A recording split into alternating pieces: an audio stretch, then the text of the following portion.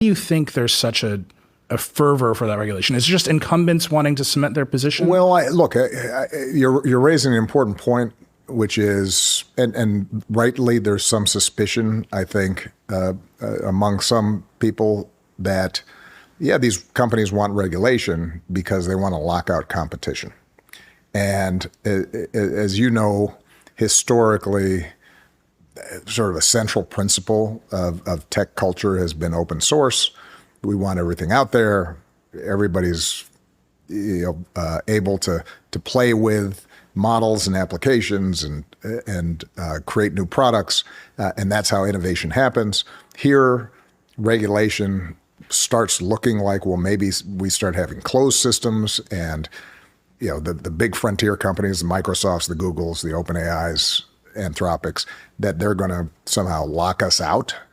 But in my conversations with the tech leaders on this, I think there is, for the first time, some genuine humility because they are seeing the power that these models may have.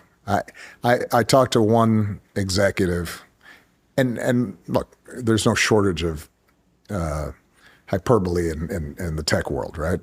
But this is a pretty sober guy, like an adult who's now I have to guess who it is. Who's seen a bunch of these cycles and been through boom and bust. And I asked him, I said, well, when you say this technology you think is going to be transformative, give me sort of some analogy. He said, I sat with my team and we talked about it. And after going around and around, what we decided was maybe the best analogy was electricity. And I thought, well, yeah, electricity, that was a pretty big deal. Yeah.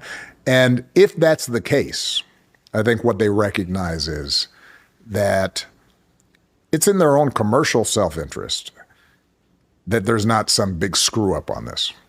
That if, in fact, it is as transformative as they expect it to be, then having some rules, some protections that create a competitive field, allow everybody to participate, come up with new products, compete on price, compete on functionality, but that none of us are taking such big risks. Yeah, there's a view in the that the valley. whole thing blows up in our faces.